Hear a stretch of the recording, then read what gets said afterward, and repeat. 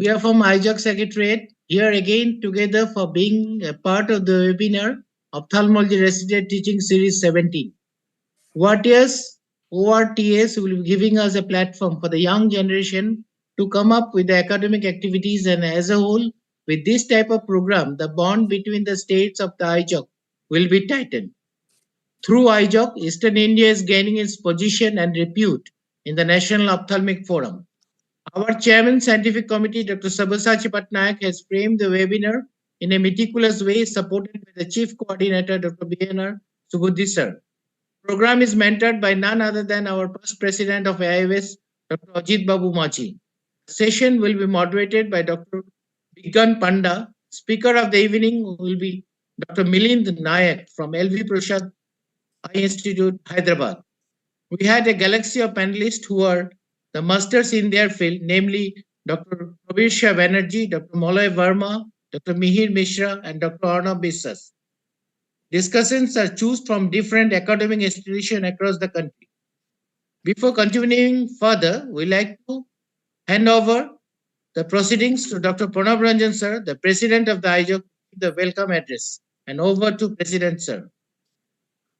Thank you so much, Dr. Swaraj. And on behalf of EIZOC, I welcome today's speaker, Dr. Milind Nayak. Today's moderator, there has been a last-minute change. Dr. Shamshista Behra. Panelists, Dr. Pravishta Banerjee, Dr. Mihir Mishra, Dr. Malay Verma, and Dr. Arnab Biswas, and the young bunch of discussions and the audience. EIZOC also expresses its gratitude to mentor Dr. Ajit Babu Manji and Chief Coordinator Dr. BNR Subudhi for their untiring, relentless effort in making this program. I also acknowledge the hard work done by our Secretary Dr. Swaraj Bhattacharya and Chairman Scientific Committee Dr. Sabyasachi Patnaik. Today's topic, Applied Anatomy of the Lids and Adnexa, is an extremely important topic and is going to benefit one and all. And with these opening remarks, I once again welcome you all to this evening's webinar. And let us now listen to the learned speaker, Dr. Milind Nayak, and get wiser. So over to you, Dr. Swaraj, for the proceedings. Thank you, Dr. Pranab sir. I now hand it over to our CSC, Dr. Sabyasachi Patnaik, and the Chief Coordinator, Dr. BNR Subudhi sir, to continue with the program. Thank you. So respected President sir and the Secretary EIZOC sir, and respected Ajit Babu sir for mentoring this program. So without wasting much time, I hand over the proceedings to Professor Dr. BNR Subudhi sir to carry forward the program. Sir.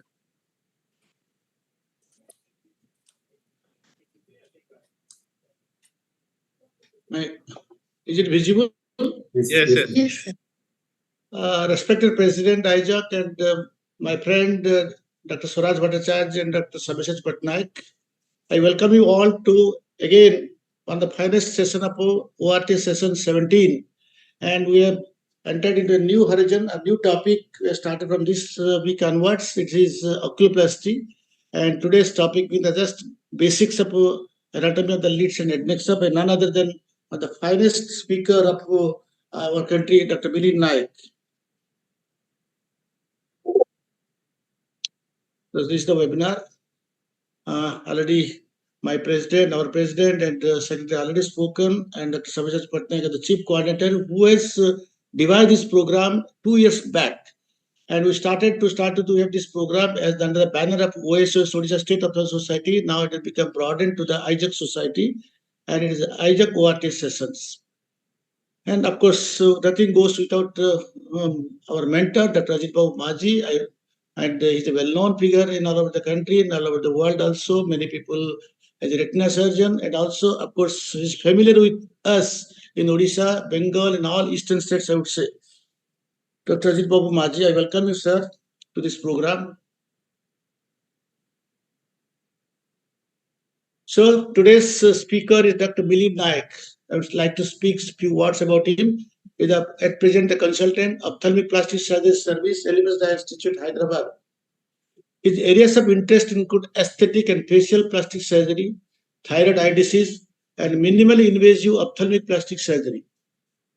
He received the Senior Achievement Award by the American Academy of Ophthalmology in the year 2015 and is a member of the American and Asia Pacific Society of Ophthalmic Plastic and Reconstructive Surgery. He served as the Vice President of the Asia Pacific Society of Ophthalmic Plastic and Reconstructive Surgery in the year 2010 to 2012. He has a 240 peer-reviewed publications and lectures extensively across the globe in the field of ophthalmic plastic surgery and facial aesthetics. Dr. Naik is currently a senior faculty at the Ophthalmic Plastic Surgery Service Elbasata Institute, Hyderabad. He also serves as an associate professor, Department of Ophthalmology and Visual Sciences, University of Rochester, New York, US. His extracurricular interests include cycling, painting, and paper folding. I'm sorry, I could not understand this paper folding. Definitely, I would like to clarify from Dr. Naik what is this paper folding. Let us also learn also today. Today's moderator was Dr. Bikya Panda from AIMS Bhubaneswar, but unfortunately she is ill. So today's moderator will be Dr. Sarmishta Behera, Professor Bimsar Burla, Odisha. And today's panelists are Dr. Pravesh Banerjee, Associate Consultant Oculoplasty, Orbit Oculoplasty and Reconstructive Aesthetic Services, Kolkata. Dr. Mir Misra, a student of MKC Medical College, my student, I would say I'm proud of him. He's a consultant, Dr. MGM Institute Hospital, Raipur. Dr. Malay Burma, currently in practice as an oculoplasty specialist, Ranchi, worked as an associate consultant at Sankaranath, Chennai. And our last panelist is Dr. Aruna Biswas, the consultant BBI Foundation, Kolkata. And today's discussions are already, as mentioned, from various institutes of the country. And Dr. Sonali Singh from Bimsar Burla, Dr. Jyoti Goyal from LPI Bhubaneswar, Dr. Abhiniti again LPI Bhubaneswar, Dr. Aditya Rajan, Dr. Seal, and Dr. Akshay Kumar, all from AIMS Patna, and Dr. Aishwarya Bhatta from JP Rotary Cuttack. So I welcome you all to today's webinar on oculoplasty, and also I welcome the viewers to this webinar. Let us start the webinar. Now I hand over the podium to Dr. Malay Verma to start the program. And before that, I will ask Dr. Sarmishta, she is the moderator for today's program. Few words from Dr. Sarmishta. Thank you, sir. I think we'll start right away and then we can ask certain questions to all the participants. I think we'll go over to Dr. Milind Naik to start the program, sir. Over to you, sir. Hello, hi. Am I audible? Yes. Yes. A very good evening to all of you, and it's a pleasure to be on this platform, and my sincere thanks to all the AIOS officials, also the East Zone officials for including me in this program. And although I'm the presenter, but there are several panelists who belong to my specialty, which deals with eyelid and Adnexa, and I'm sure all of us will have a very useful discussion on this topic. So just to start off from the basics, and I would like to just highlight what we would cover in this time frame. I don't intend to go into the very basics of anatomy, but as the title suggests, this is applied anatomy. So we will talk about several measurements, the features of the periocular tissues, that is primarily eyelids, various layers of it and how that is applied in our practice, talk specifically about canthus and also the vascular supply. And we will primarily focus on the applied anatomy of each component of these. And at any point, the discussants who are the residents or the panelists are free to chip in and make a comment or ask questions. And I'll also be raising questions for the panelists for the discussants from time to time. So I'll start with the very basics, which are the general measurements. So if you look at the periocular tissues, there are certain unique features of our periocular skin, to be honest. It's the thinnest in the body. And when you measure the thickness of the skin. And it is also the skin which does not have any subcutaneous fat. And this is one of the reasons, the thinness is one of the reasons why you rarely would see keloids in the eyelid area. Oftentimes, the hypertrophic scars that you see may be because they are not opposed well, or it was probably not done with the right kind of suture material or basic principles, rather than those being keloids in any way. So in periocular tissues, a scar usually does not manifest like an obvious scar elsewhere in the body, but it usually manifests like an eyelid malposition or an aperture asymmetry. So we have to remember that aspect in the periocular region. Talking about the basic measurements, this is what is the palpable fissure width. And we all know that this has a normal ethnic range, which can vary from anything between 25 to 32 or even 35 millimeters. It is when this length goes above 40 that we call it as a euroblepharon, where the aperture size is too large and the eye does not close well. Similarly, the vertical palpable fissure height is generally 10 to 12 millimeters in height, and its abnormalities will also be discussed shortly. Apart from this, what we have is the intercanthal distance. And although this would have a normal variation, but rather than noting the measurements, we usually represent it as a ratio to the interpupillary distance. So typically the ICD is half or less than half of the IPD. And here are some standard measurements which we would typically use in a ptosis case, but oftentimes in even cosmetic surgeries around the eye, or for basic eyelid symmetry measurements.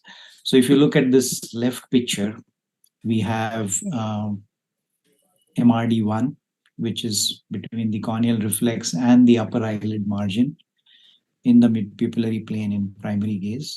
MRD2 is between the corneal reflex and the lower eyelid margin. And a total of these two is the palpable fissure height.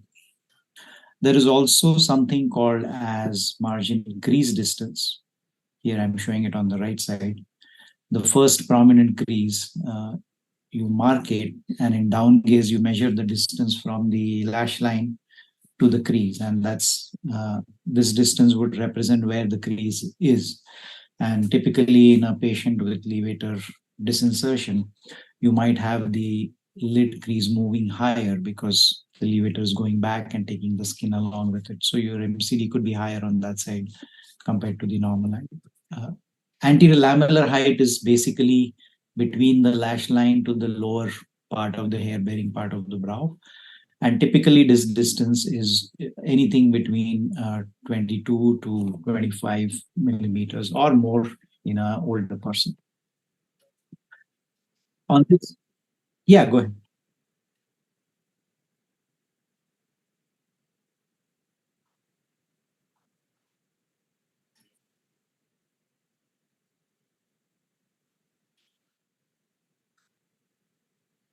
One sec, let me check.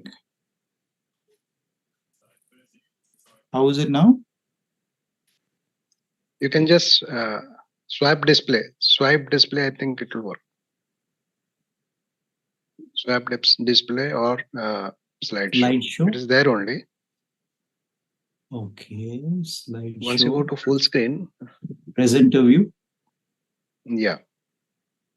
Is this the correct view now, or it's still? No, it's the same thing.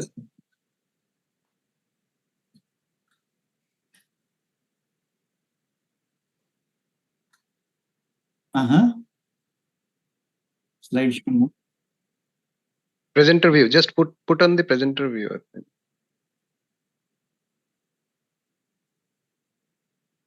And now it's on presenter.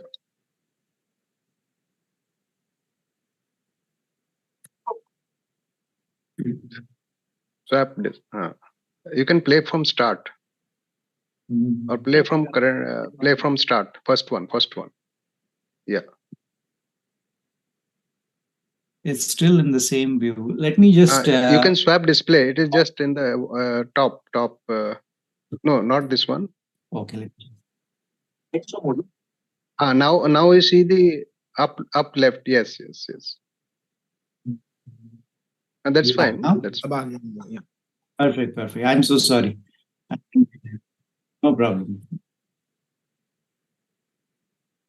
Okay. So now, are we able to see the measurements then? Yes. Now it's full screen. We spoke about the MRD 1 and 2, which is a standard measurement, which all the residents are likely to know. And the total of MRD 1 and 2 is your palpable fissure height. So apart from these standard measurements, which you would know about ptosis, something else that is very important is called as a TPS, or the tarsal plate show. So tarsal plate show is basically the amount of tarsus that is visible in primary gaze between the lash line and the fold of the eyelid, as you can see here on the in the left eye.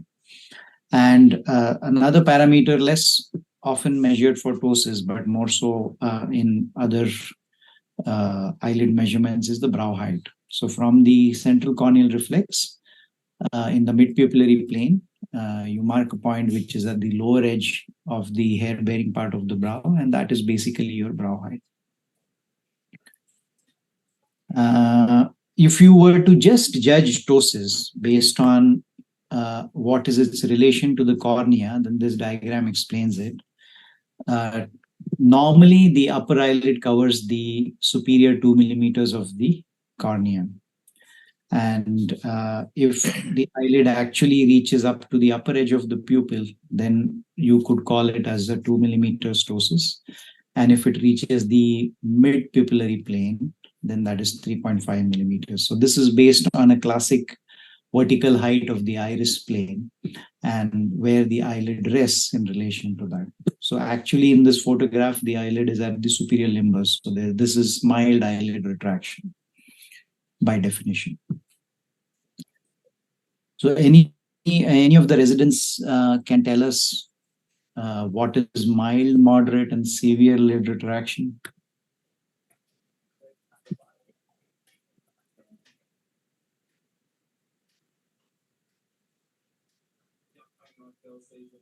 Sonali or Abhiniti, are you aware of grades of lid retraction?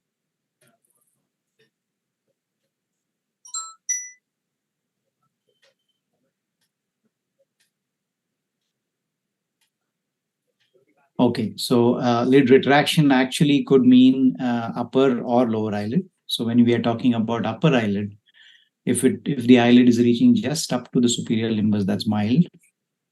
If you are having up to 2 millimeters of scleral show, that is moderate, and more than 2 millimeters of scleral show is severe.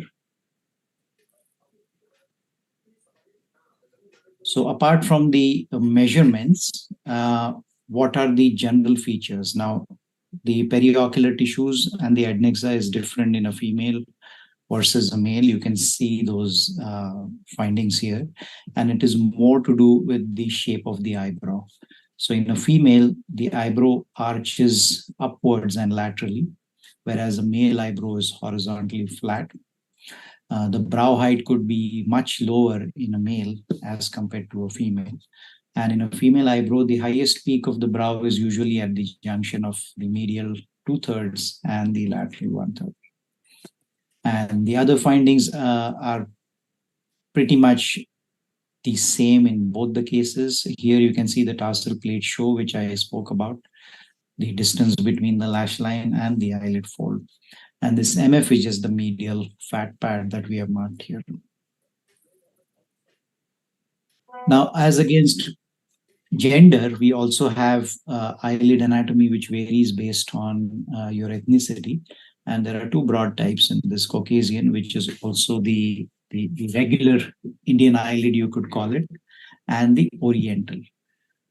So the basic difference between these two is the presence or the position of the eyelid fold in relation to the rest of the eyelid. So if you look at the corresponding line diagram here, the septum, which comes from the superior orbital rim, to the levator, septum inserts high in the Caucasian eyelid, and that's the reason why this fat pad is restricted to the upper half of the eyelid only, whereas in an oriental anatomy, the septum inserts very low. It's actually, it's actually quite close or halfway along the tarsus, and that's the reason why the fat pad comes further down and the eyelid fold is almost missing or it is very close to the lash line. So what is the importance of this? The incisions for ptosis surgery, for example, in this kind of anatomy will obviously have to be much lower as compared to Caucasian, because trying to exchange this anatomy from one ethnicity versus the other can actually make them look abnormal, and they may not accept the surgery or the surgical result, even though you got the correct lid height. So this eyelid position is important to remember and maintain during all your surgeries, whether it is trauma or ptosis surgery or any other eyelid reconstruction. Next, we'll talk about the eyelid layers. And here, imagine that we have stripped off the skin, and what you see here is the orbicularis.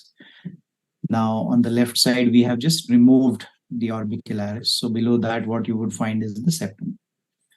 So it's starting from the orbital rim and coming all the way up to the tarsal edges. And it's basically covering all the internal anatomy and holding also the orbital fat within itself. So if we go further and remove the septum, what you find below is the ligamentous anatomy, the Whitnall's ligament, the ligament of Lockwood, and you have the levator here, muscle as well as the aponeurosis, and inferiorly you have the lower eyelid retractors, which is a mirror anatomy of the levator.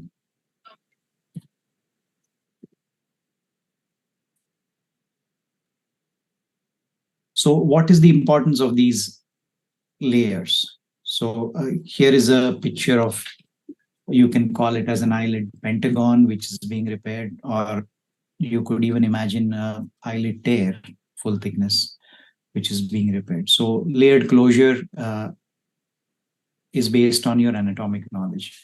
So you start with the posterior lamella first.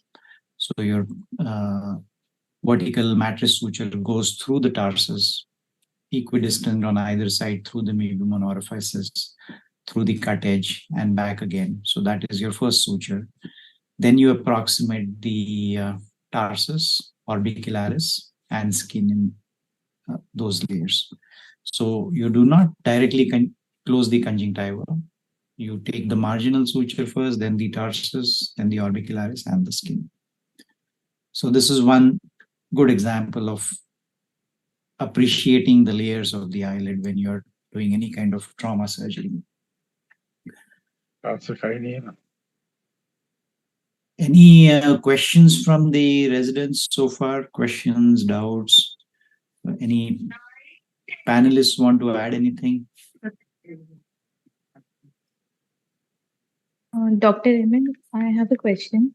Yeah, go ahead. Like for upper lid retraction, you told like grading mild, moderate, severe. Is there any grading for lower lid retraction as well? Like, yes, for lower lid also you have a mild, moderate, and severe, and that is also expressed in terms of the amount of scleral show. So if you have just up to 1 millimeters of scleral show, that is mild, and 2 to 3 millimeters is moderate, and more than 3 is severe. Okay, thank you, Dr. So here we are looking at a cross-section of the upper eyelid. And although this is a cartoon or a drawn picture, you can appreciate that this is the tarsal plate,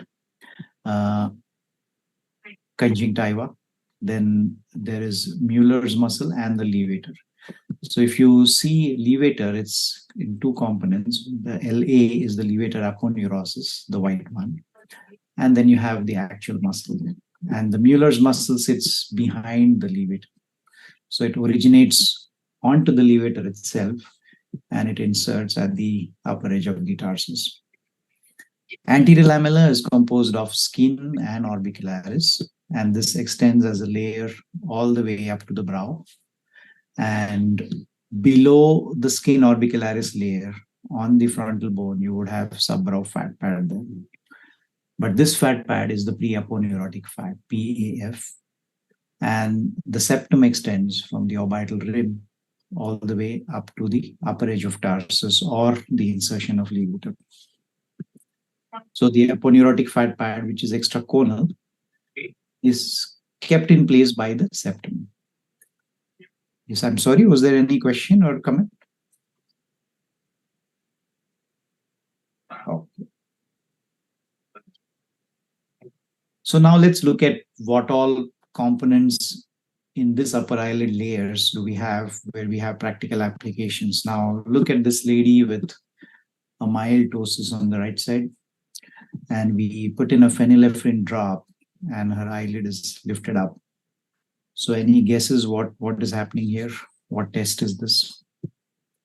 Any of the residents?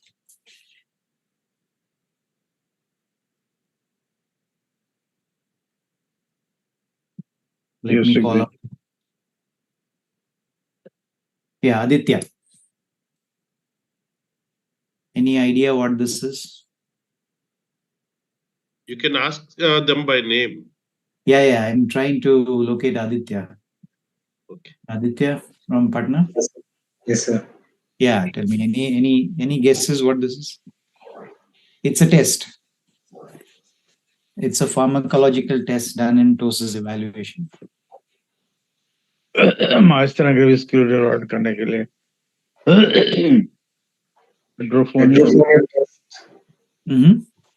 Hydrophonium or no, hydrophonium unfortunately is not available in our country. But here I can give you a clue. This is a phenylephrine eye drop. Rosine. Yeah. So this is a phenylephrine test where you're adding phenylephrine single drop 2.5% into the upper fornix. And which muscle would this contract? And why is the lid going up? Mueller's muscle will contract. Mueller's muscle, right. So if you have a positive phenylephrine test, then we know that the patient is amenable for what we call it as a Mueller muscle conjunctival resection surgery, which was performed. So the lower two pictures show the patient after the surgery, and you can see the palpebral aperture is now equalized.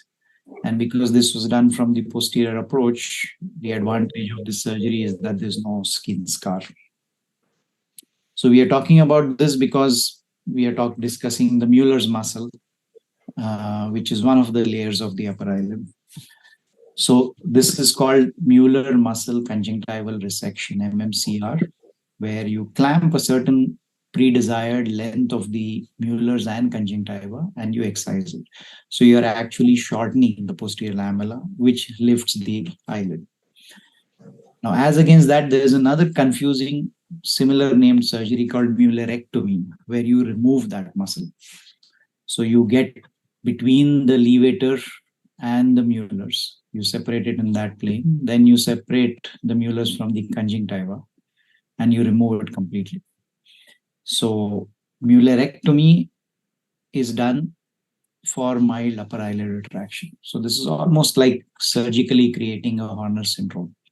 So you would perform this only for mild amount of upper eyelid retraction because complete removal of Mueller's will only give you a 2 millimeters of drop in the eyelid. So here we've removed the Mueller's muscle, and this is just fibrin glue being placed back. And this is the patient's pre and post surgery picture. So you can see the drop in the eyelid, which is a predictable drop. So that's why when it comes to Mueller's muscle, there are two opposing surgeries. One is MMCR, where you correct mild ptosis, and the other is Muellerectomy, where you induce a mild ptosis in patients who have retraction. And of course, the other muscle, which is very obvious in the upper eyelid, is the levator. And the classic signature procedures that are done on this is either a levator resection, where you tighten it to correct ptosis, or you could also do a recession, separate it from the upper edge of tarsus, allow it to retract back with or without a spacer in between, so that you correct upper eyelid retraction. So here is an example of right upper eyelid retraction. So here partly sclera is visible. So this is moderate upper eyelid retraction. And we corrected it with levator recession. In this picture down below, in down gaze, you can see slight pigmentation of the eyelid crease due to the incision. So that was in short about the upper eyelid. Now talking about the lower eyelid, the anatomy is a mirror image, but it's a little simpler. So you have tarsus, the posterior lamella constitutes of the lower eyelid retractors, which originate from the inferior oblique and attached to the lower edge of inferior rectus and the oblique and attached to the lower edge of the tarsus. And of course, the anterior lamella is skin and orbicularis. So what are the procedures pertaining to the lower eyelid anatomy? One is a very popular incision to go into the orbit. So you can either go behind the septum or you can come in front of the septum, and that is what is depicted in these pictures. So if you see this particular image, the septum extends from the lower edge of the tarsus to the orbital rim. So here we have taken an incision much behind that and landed within the orbital rim to quickly enter the orbit. So this can be done if you want to repair a floor fracture, or this can also be done if you want to decompress the orbital floor. Whereas preseptal incision is started just below the lower edge of tarsus. Then you actually cut the septum, come in front of it, reach up to the orbital rim, and then go extra periosteally. So it's a little bit more cumbersome. It takes longer time, and it also disrupts the septum, which can cause a lower eyelid retraction. So for all orbital approaches which are transconjunctival, postseptal is a preferred approach, and it's much faster. Now, similarly, for just like how we can correct upper eyelid retraction, we can also correct lower eyelid retraction by cutting off the retractors, allowing them to go into the fornix, or even support the eyelid with a spacer. I just show you one photograph of a patient. Here is a lady who has asymmetric lower eyelid retraction. By that, we mean that there is a scleral show. And this can either be a cosmetic concern or it can be leading to exposure-related symptoms. And that's why we corrected. So here you can see the improvement in the lower eyelid retraction following the retractor release procedure. Now, orbicularis is also part of our layers, which is applicable to upper as well as lower eyelid. And that brings us to the topic of benign essential blepharospasm, where this muscle is involuntarily contracting, leading to practically functional blindness in these patients. And this is a pre and post Botox picture. You could also say that this is between spasms and during a spasm. And how we treat these patients, the first line of treatment is the botulinum toxin injection. And these are the classic spots to inject. Now, if you look at the eyelid, you have the option of injecting it in the pre-tarsal region, closer to the lashes, or the preseptal region, which is closer to the eyebrow. And I'm just putting a corresponding picture to show you the importance of where you need to inject this. So if I inject in the pre-tarsal region, which is here, I am away from the levator muscle. Plus the tarsus is going to shield the drug from going into the orbit. But if I inject into the preseptal region, closer to the orbital rim, then it's closer to the muscle. It can also quickly go through the septum and affect the other extraocular muscles. So between these two choices, the pre-tarsal, I'll go back to the image. The pre-tarsal is always preferred. It's more effective. and it avoids complications like ptosis. So just a practical applied anatomy here when you're treating these patients.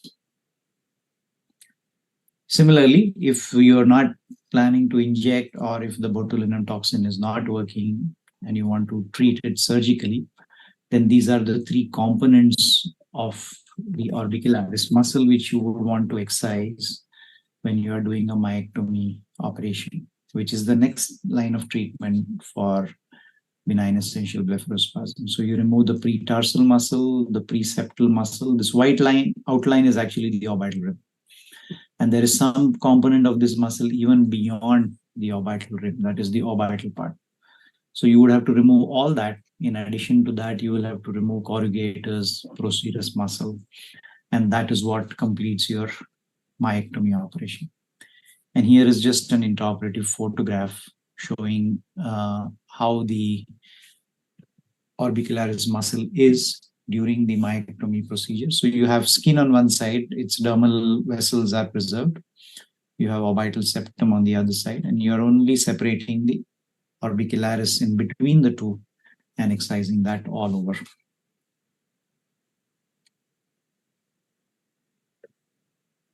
I will talk a little bit about the canthus. So if you look at the horizontal line, you will always find that the medial canthus is slightly lower than the lateral canthus. So the lateral canthus is a little higher. And as we age, this lateral canthus can come down. And both the medial and lateral canthi form an acute angle. And with age, the lateral canthus tends to come down. And you also have laxity of not only the lateral canthus, but also the lower eyelid, which can be assessed in a certain manner. And these are just photographs, but I'll take you through a video which shows how to assess the laxity of the medial and lateral canthus. Here, what I'm doing is pulling the eyelid laterally as well as medially to see how much is the punctum moving. Here again, I am displacing the lateral canthus medially, distracting the lower eyelid, and measuring how much I can pull it away from the eyeball. Usually above 8 or 9 millimeters is abnormal. Secondly, you also do a snapback test. So you pull the eyelid and see with how much speed it goes back. So coming back to the picture, here I am pulling it laterally to see the laxity of the medial canthal tendon. I am pulling it medially to check the laxity of the lateral canthal tendon. Then this is a distraction test. And here I'm measuring how much is the eyelid being able to, how much are you able to pull the eyelid away from the globe. So here is an example of a lady who has lower eyelid ectropion, but look at her lateral canthus. It is very close to the limbus. You do not have a normal amount of scleral show on the lateral side. So there's definitely disinsertion of the lateral canthi on both the sides. And these are the patients where we perform either a lateral canthoplasty, or you might have heard about lateral tarsal strip procedure, where we create a small strip from the posterior lamella and fix it to the orbital rim laterally to create a taut lower eyelid as well as an acute angle. Talking about the medial canthus, we earlier spoke about the intercanthal distance, but you could also measure it singularly on either side from midline to the medial canthus.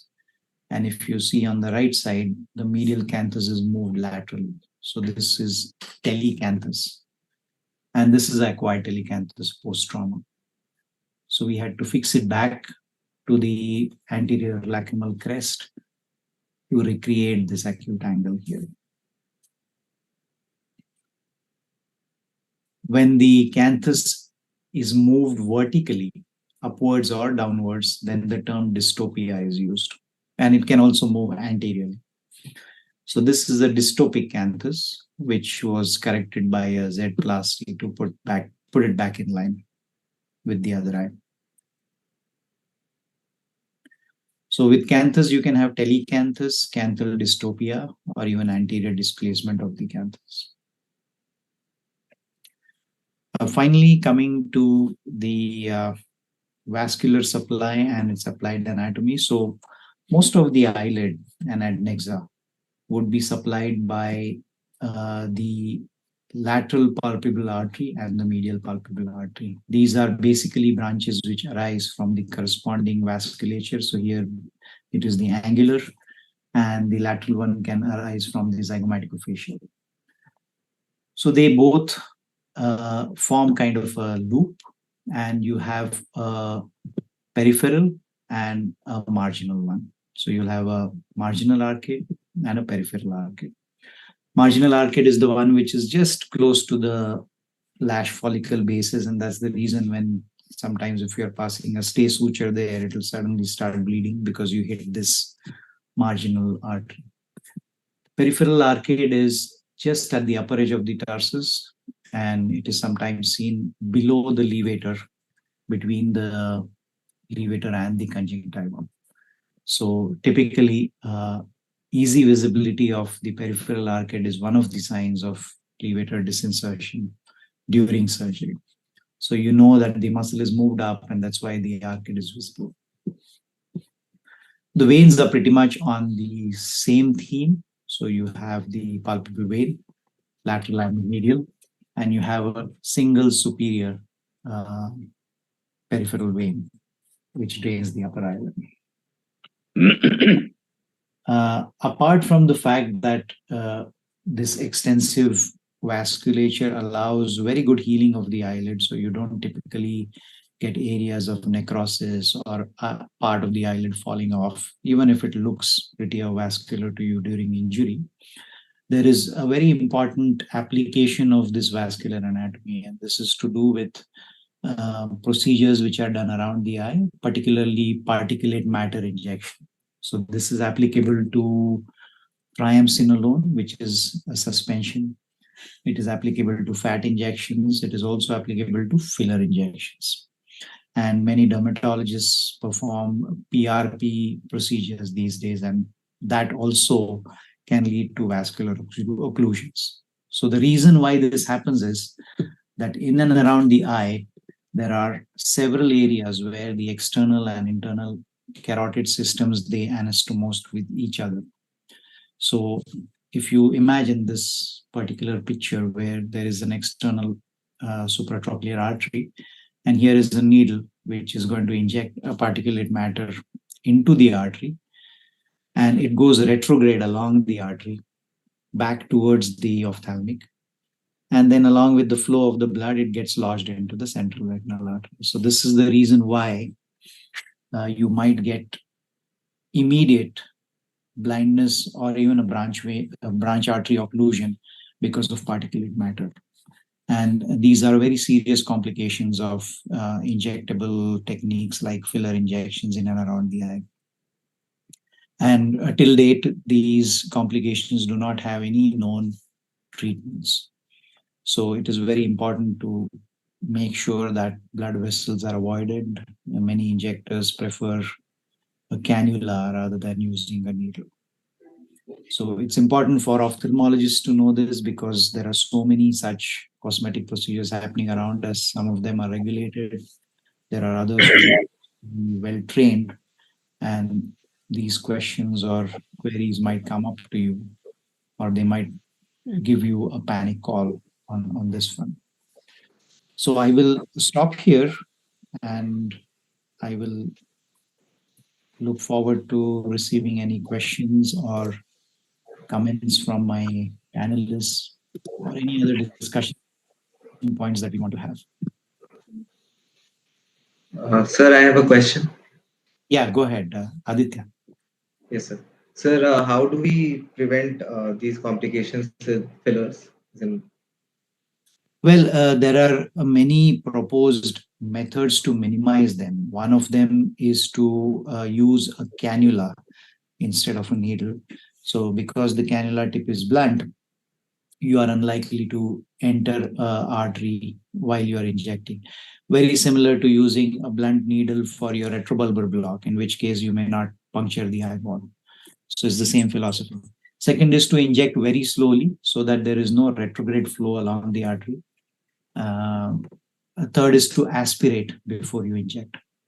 So these are all the recommended methods. But despite all that, the number of injections that are done globally, you're likely to have problems, or one of your dermatology friend is one day going to frantically call you about this.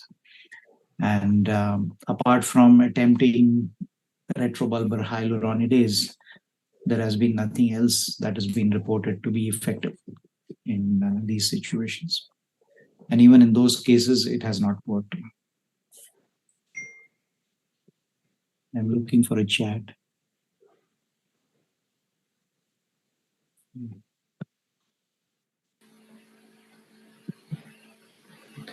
Yeah, thank you, Milind. That was very nice.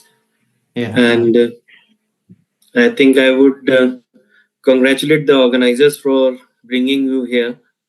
And then everybody got a chance to listen to the master in this field. So I would like to add one more point, I think 1 or 2 points. One was regarding the skin of the eyelids. So it's quite thin and then it's quite loose also. So that is the reason behind ecchymosis or the subconjunctival hemorrhage also that is happening. So that is spreading, and then even in cases of a head injury, there's where there is no direct injury to the eyelid or to the eyeball, we often see the blood which is gets collected there. So and that is the particular fashion which we call as a raccoon eyes.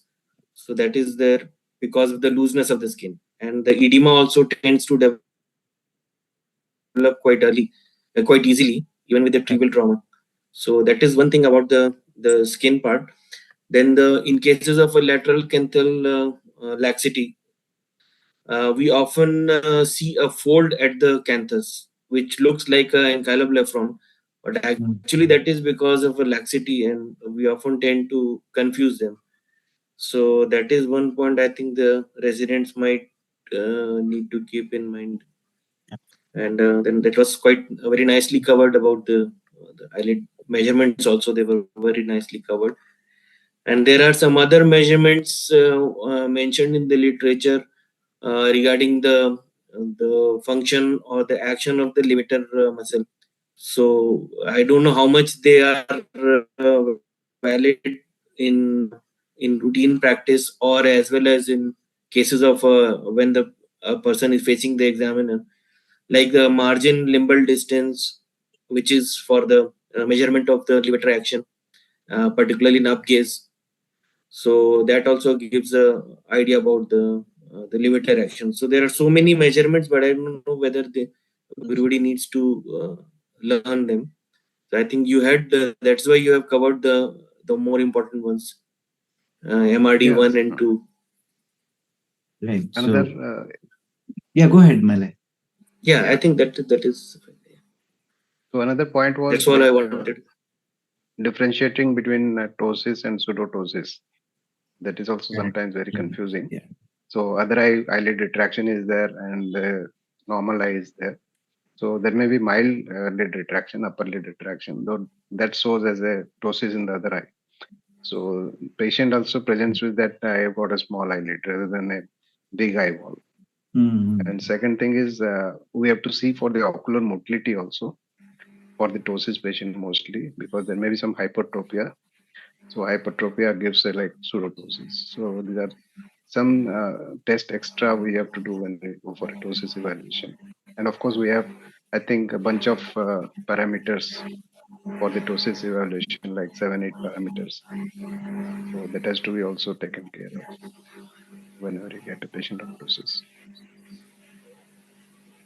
Yeah, all the points mentioned by Malay and Mihir are very apt and complement to whatever we have already put up in the slides.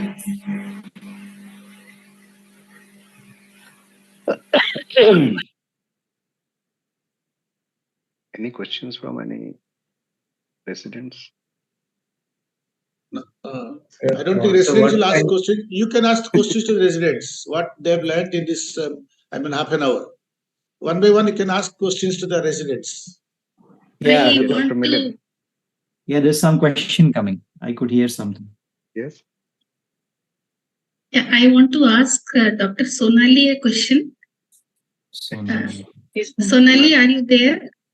Yes, ma'am. Yeah, did you hear the relation of intercanthal distance with regards to the interpupillary distance?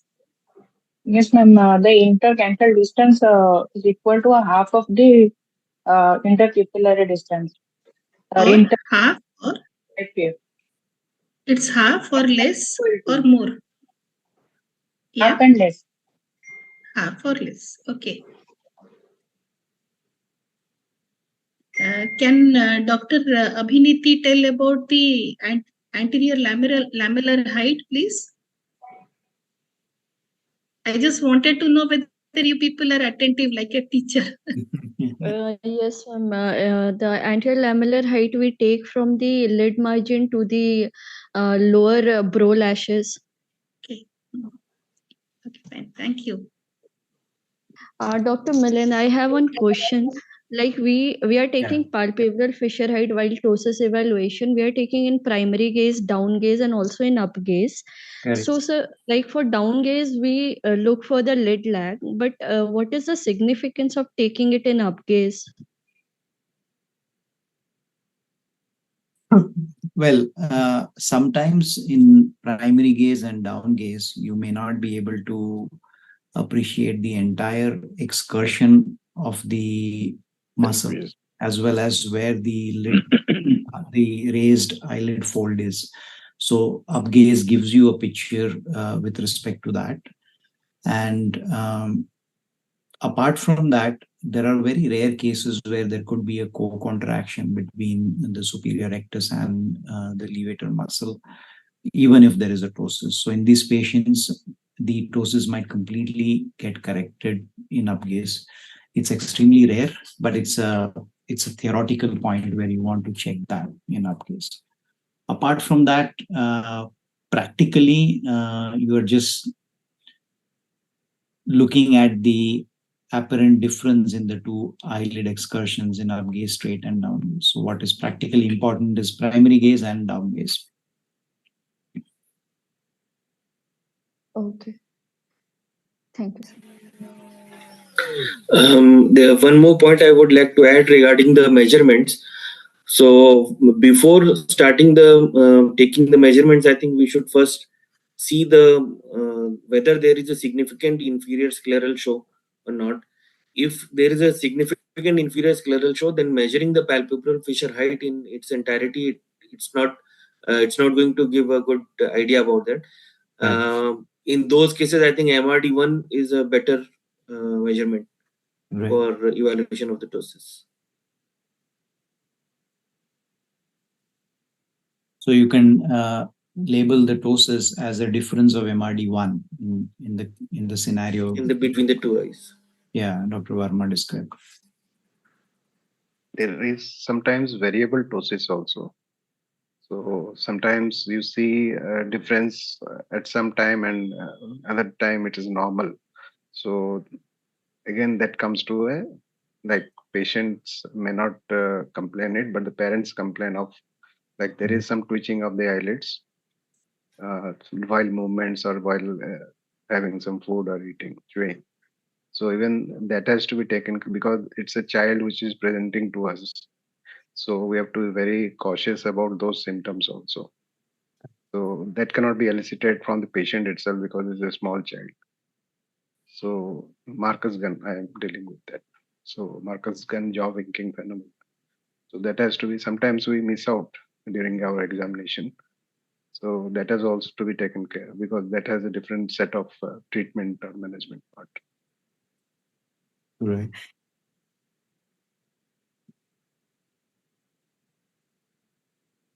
Dr. Akshay, are you there? Dr. Akshay? Yes, so can you tell us how the eyelid skin differs from the skin of the other part of the body? Refuse. Can can eyelid skin is come it on is video, thinnest in the please. body. Okay. Sir, eyelid skin, it is the thinnest in body, and also there is no subcutaneous fat. Correct. So the clinical application of the lack of subcutaneous fat is that when you're injecting, let's say, botulinum toxin, you can just go below the skin, and if you inject or raise a wheal, it's obviously going to affect the muscle. So we don't really need to go intramuscular, deeper down and cause a bruise. You can just inject it below the skin. Same with your eyelid block. Okay, sir.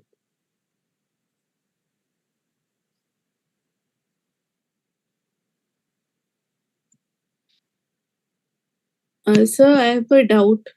Dr. Pranav, do you want to? Yeah, okay, finish up. No, I just wanted to add one practical concept in the sense I'm not an oculoplasty surgeon, but examining a general patient, examining the normal lid position, what I have read in it, what I have read and what I understand, that the upper lid position rests at 10 and 2 o'clock position of the limbus. And the lower lid position is 5 to 7. That way, it's very easy to remember. 10 to 2 o'clock is the upper lid normal position in a normal straight gaze, and 5 to 7 o'clock position in the lower. So, for a general ophthalmologist, that measurement basically gives you an idea whether the lid is normal or not. Correct. Very true. Good evening, sir. Am I audible? Yes, you are. Yes. Yeah. So it was such a wonderful presentation. Thank you so much. We had the whole anatomy again revision done. Sir, I have just one doubt because since just about the Botox injection in the BEB cases, Okay. apart from the safety concerns, is there any difference between the outcome in the pre-tarsal and pre-septal injections?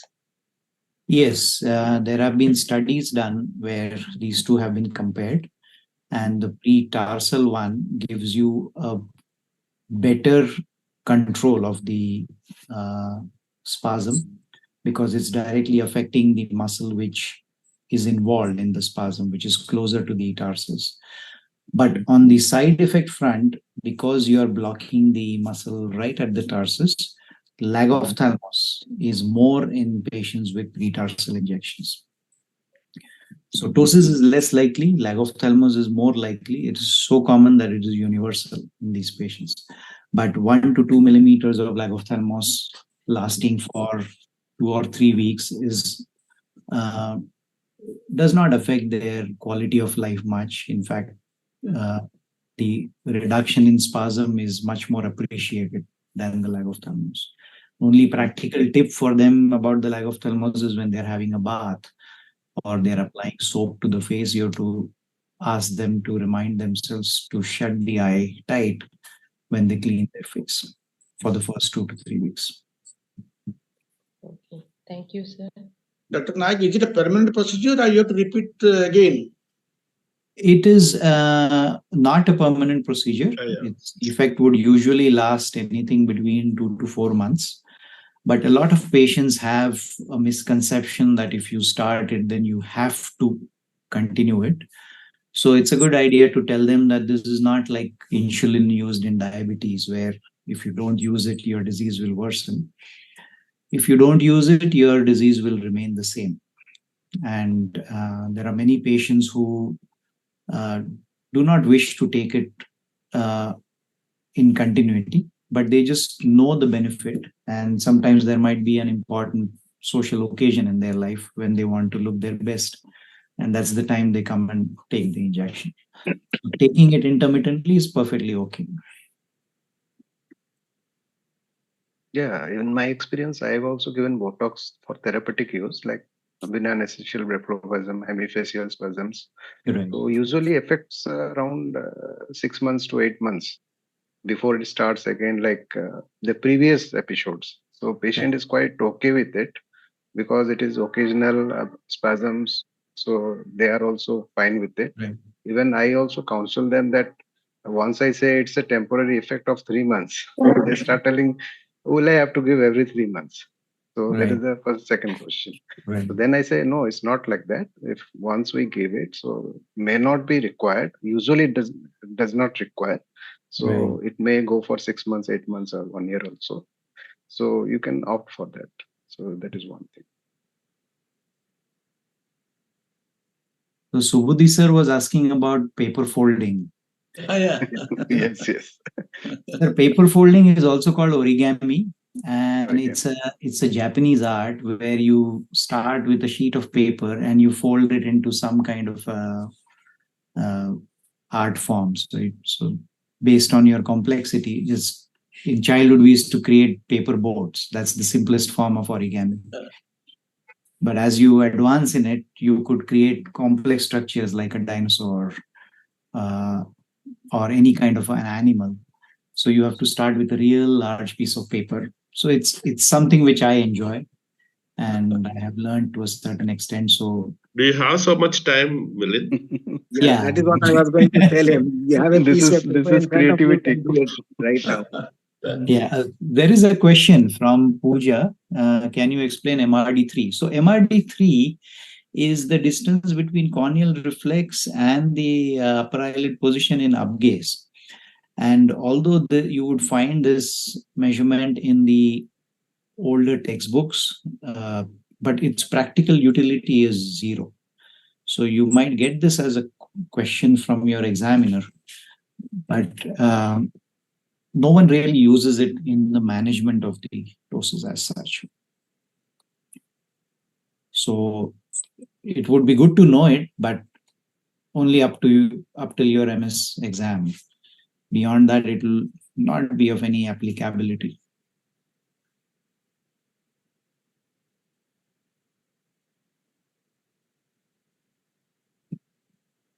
Is Dr. Sheel around? Yes, ma'am. Yeah, do you have any questions, Dr. Sheel? Not as of now. What are the lower lid retractors? And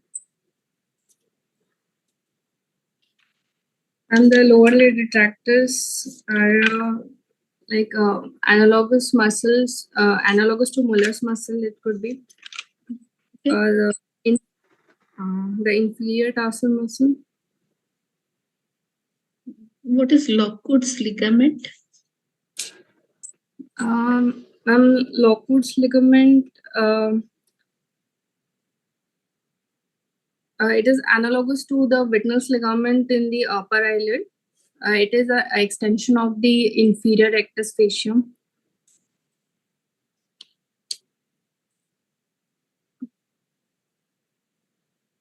What is the importance of gray line? If you can say, it's okay. We are just discussing.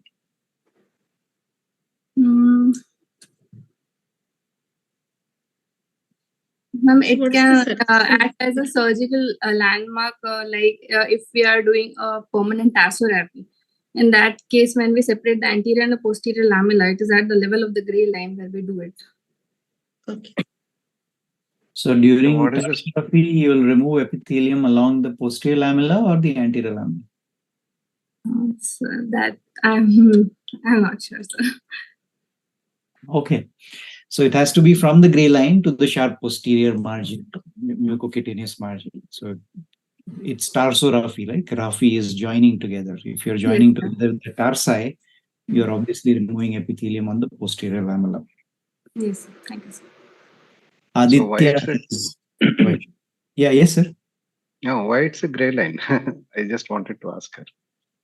It looks gray. What is the significance of the gray line? It's fine. It's the anatomy which you have told. So why you are more concerned about the gray line and wanting it going in that plane? Sir, I'm not aware of that. Oh. So it is formed by the muscle of Riolan. Yes, ma'am. Okay. Another? No, that is. And it is the junction of the anterior and posterior lamella of the eyelid.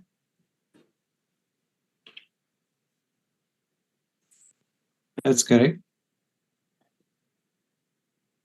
Now about the vascularity.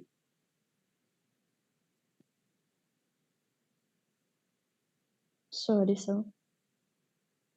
So it will be slightly relatively a vascular area. So bleeding part will be comparatively less as compared to that. And you have also Nevermind glands, which is there. So that is to be also not trespassed basically. So you are not dealing with the Nevermind glands or not damaging the glands. Okay, sir.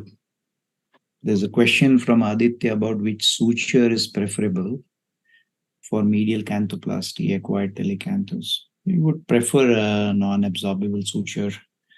We will usually use either a Prodine 6.0 or sometimes even 4.0. If we have periosteum medially to fix to it, we will use suture. If we do not have periosteum, sometimes we pass a wire from the other side, that's called transnasal wiring.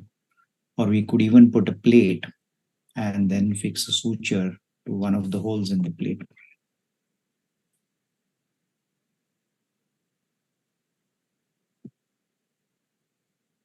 Dr. Arnab, do you have to say something? Some 2 important points. Yeah, He's a panelist with us. Arnab should give us more tips.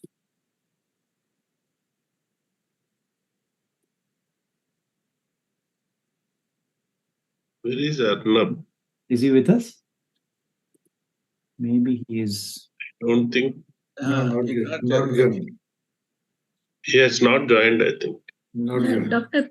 Prabir Shah, are you there? She's already spoken.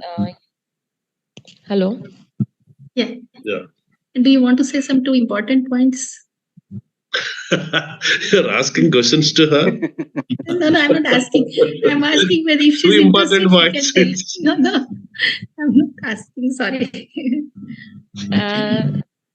Just to ask the residents, like, Yeah. the origin and insertion of the LPS muscle.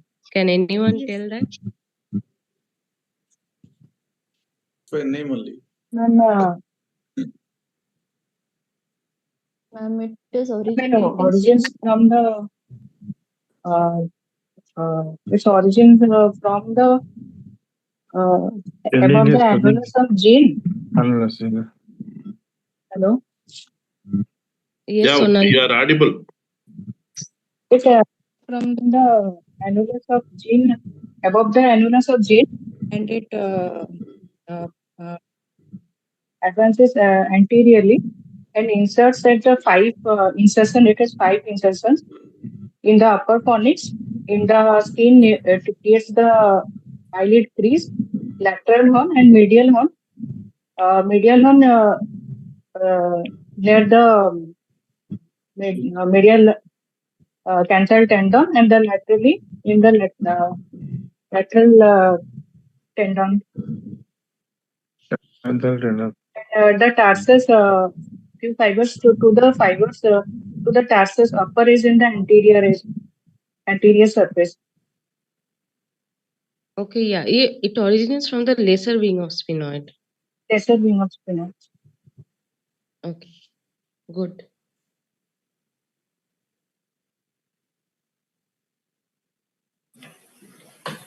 Yes, somebody has had mentioned the muscle of Riolan. So, what is the clinical significance of that?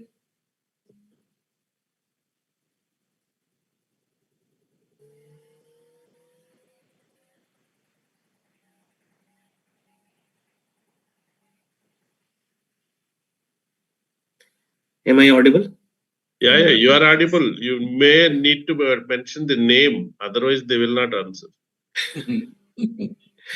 I think it's Actually, I have mentioned the name of muscle of Riolan. I'm not very sure, sir, but is it? It helps in lacrimal pump mechanism, sir. yeah, it helps in pumping out the meibomian gland secretions. So, in cases of long-term computer users or people who are using visual devices, because of the blink rate is reduced, So that is why this muscle also is not able to pump out the meibomian gland secretions. So that is why there is a evaporative dry eye disease in these cases. So that's the clinical significance. Thank you, sir.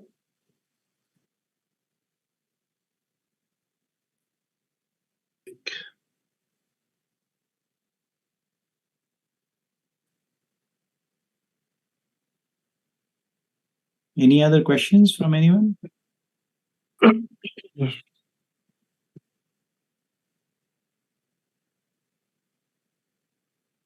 Think we are done. Last question from Aditya. Anything? Because he is very inquisitive about everything. No, sir. Okay. Okay, I think. BNR, we are done almost. I think Dr. Patnaik has to summarize and give some comments, then we'll go up. Samsaj Patnaik. Actually, thanks to Dr. Milind for making things so simple and thank you, sir. explained so well. And also, Sarmishta has done her job of moderating it and extracting from the residents. So this is the most interesting part of The today's. best part is all of her questions were answered very well. Yes. So I'm very happy because of this interaction that she started and also maintained it well till the end. So this is what my observation is. And thanks to Dr. Milind and Dr. Malay and Dr. Mihir for also done their job as the panelist and adding to certain points. And also our president sir, who gave this practical point of 10, 2 and 5, 7.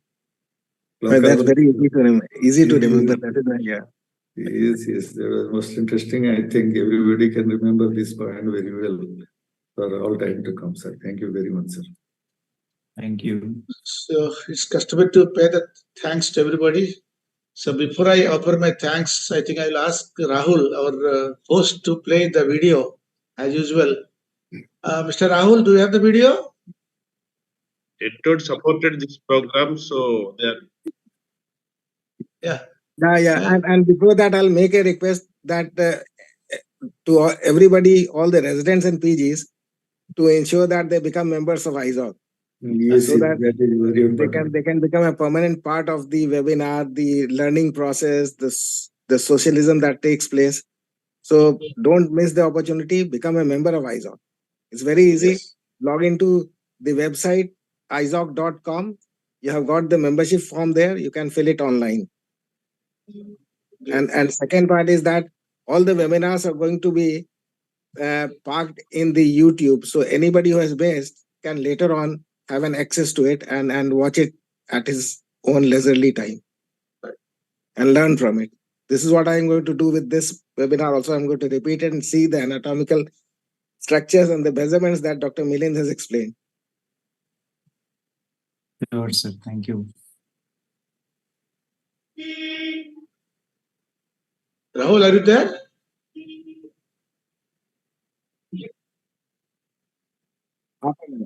Okay. Okay. Just like our lead measurements. But Rahul has been very helpful. Even the COVID days, I know him from those days. Yeah. In the meantime, we can say that January 9th will be the next webinar. Yes, sir. Yes, sir. January It will be 9th. again applied anatomy of the orbit, and the speaker is again Dr. Milind Naik. I should thank him wholeheartedly because he has taken back-to-back 2 lectures. My pleasure, sir. Thank you very much, sir. And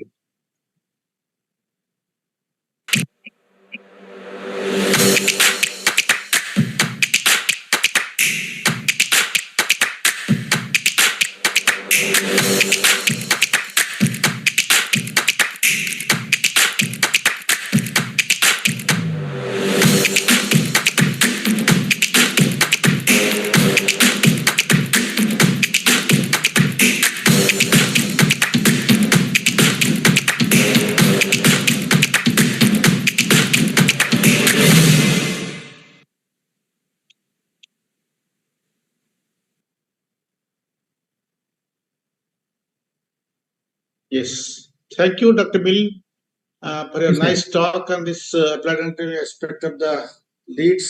So it's really wonderful webinar and a great beginning today. And I thank all our panelists, Dr. Malay, Dr. Mihir, and Dr. Sarvista, and all the participants today. I think some of the postgraduates opened up today, and we wish all postgraduates who have joined, I mean, over the discussion, they should open up and ask questions. Please prepare yourself and come. Not that just casually enter this webinar, so that you can have a very good interaction with our speakers and panelists. So we look forward to continue again next webinar 9th. Please come prepared with applied analytics of the orbits. So in these few words, I thank everybody and all the viewers for participating in this webinar. Thank you. Good night. Thank you, everyone. Thank you. Thank you. Thank you, sir. Thank you. Good night. Thank you, Good Dr. night. All the best. Yes, Dr. Saraj is there. Dr. Swaraj, yeah. Dr. Swaraj can make another announcement that we have a ARC webinar also on diabetic macular edema on 22nd. On 21st, sir. 21st. So basically, yeah. Okay. So all are welcomed in the ARC seminar. Correct. Yeah. It was really very much knowledge. It has enriched our knowledge so much, actually. This program. No, actually, Milind Naik is the brain behind the cadaveric dissection, and it is very well taken, actually. No, the photographs, the pictures were absolutely majestic. Those are all 3D constructs he has prepared means for a very long time. That's why when we are starting the oculoplasty, I said we should start from anatomy onwards. Yep, it's true. And we have a series of almost 17 to 18 lectures. This is a really mentoring, actually. Yeah. Now, this is very important. You must learn from the base. Exactly. Yeah. Not only that, when we talked, he said that 1 hour will be too short, so we split into two parts. Leads and Adnexa is one part, and orbit is the other part. Correct. It's good. So that you can discuss in detail. Anyhow, we are going strong, and it's good. Thank you, sir. Thank you very much for your Thank you. all your efforts, sir. Right. Okay, good night. Thank you, sir. Bye. Good night. Good night. So we sign off. All these recordings should be preserved, actually. No? All these it is that. They are getting preserved. Intod has an inbuilt system. They'll put it in the this thing. YouTube. YouTube, you can put it in the YouTube. Yeah. And we will link with our EIZOC YouTube also. This one. So that once you open the EIZOC, all will come. Correct. Yeah, right. Yeah. Right. That can be done. Can be done. Yeah. So we have plenty of reading material, listening material, watching material on YouTube at the rate of EIZOC. Application is more important. We are creating material, but application should be there. Yeah. In now AIOS YouTube, also a lot of things are there. AIOS YouTube. Oh, it's really too vast. This is going to complement each other. We are complementing each other. Yeah. There is no competition at all. Knowledge is always everyone. Yes. Yeah. It is for the seekers to utilize it. Right, sir. And the best part is when the senior people is going to be beneficial for the senior people also. Yeah, definitely. There's no age for learning. Everybody should learn. Refreshing knowledge. Tomorrow, Voice of East is better, yeah, for us. Voice of East. Voice of East. Voice of East. So chal hi raha hai, sir. That is continuing. That is still continuing. Every month. Once in every month. Started during COVID time, and it's continuing once in every month, and that is given to every state of the East. Rotation. Yeah. So last time was which state? I think that was from Jharkhand, I suppose. Yeah, Jharkhand. Retinoblastoma. And so this time it is from Tripura. Yeah, all big people in oculoplasty will deliver lectures in this series. The 17 I named everyone. I ingested all the topics. So I hope everyone comes. Today the attendance was also very good. Around 54. Excellent. Yeah. 62. 62, yes. 62, yeah. Ajit Babu's and Subudhi sir, do we have any speaker on financial management? Yeah, we will get it later on. No, Aquaplasticity. I mean not for this program, for the voice of it, because after a couple of scientific programs, we have the general programs like financial management, hospital management, combined practice, like that group practice versus. Yeah. We have lot of Dr. Senthil from Chennai will give the better BA. Dr. Senthil. Achha, okay, right. I'll talk to Senthil hai waisa. Swaraj, after 2 or 3 scientific voice of it, we can have one general. Yeah. Srishti, Dr. Srishti. Senthil, Dr. Senthil, T. Senthil. Dr. Senthil, yeah. Tamil Arts in Senthil is a really the nice, I mean, everyday. Aftal ka hai na, Aftal ka. Aftal group. Aftal group ka he is the admin. Actually, that is a very nice conference, which is means offbeat from ophthalmology, but they have all the components of practice, starting management, how to get the funds, everything is there in that.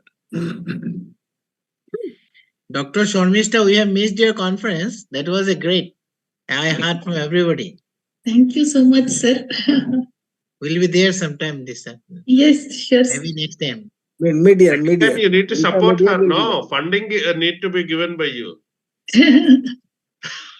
Yeah, fund is there. You will participate, but funds should come, no? Online funding. Silent immediately. He will not speak a word. No. Our president is there. I'm the issuing authority. Once I got the dictation from president, I'll definitely give. He's very intelligent secretary. President is always ready, sir. President is always ready to raise funds and to give funds. Yes. वो भी एक ये कर लो अपना states में east states में you should support the annual conference of that from EIZOC. Yeah, like AIS symposium. No. EIZOC should take a bigger lead. See, big brother. Yeah. Jeep, Pranav, you want to say something? No, I just wanted to say that financially we are getting stronger because this is a new organization. I mean, just it started somewhere in around 85. The state societies are older societies. The financially they are very strong. I know about Bihar Ophthalmic Society and OSWB. Financially, they are at least 20 times stronger than EIZOC right now. But what we were 5 years back, today we are in a much better position. Much better position. So partial finance we can definitely do to the state society. And the best. Normally, major states and minor states are there in the. I think we should be supporting the smaller states. Minor states, yes. That's what I'm saying. I like to know one thing about the AIOS symposium in the different state conference. Previously, they used to support 50,000. Now, what is the position? How much they support? Dr. Shormista can tell us. They said, yes, ma'am. Namrata ma'am said 1 lakh will be given by CIPLA. I have sent the mail. We are yet to receive that 1 lakh, sir. Yeah. When I was General Secretary in 11-12, it was 50,000. Now in 23, it is 1 lakh. So I think EIZOC can give at least 50,000 to the state conference. Yes. Not to the bigger states. The smaller states is correct. Bigger states bigger state you don't need. Bigger state, so that the EIZOC symposium will be there and the vibration will be felt actually. But one thing has happened which is very positive, that every state society this year they gave us 1 hour time. Back to back we had 4 EIZOC sessions in Odisha, West Bengal, Assam and now Bihar. So that is one good thing. And Jharkhand also has promised that they'll be having the annual conference sometime in February. They'll give us 1 hour time. Yes. Good. It's a good thing. Okay. Anyhow, okay, good night. Yes. Bye then. Bye. Good night. Good night, sir. Good night, sir. Good night. Good night. Okay, sir. Thank you, Ajit sir. Thank you, everybody. Thank you, Subodhi sir. Thank you, everybody. Thank you. Together is stronger. Okay, good night, Sharmishta. Bye. Sharmishta. Namaste. Good night. This Good is for night. you, sir. Thank you so much.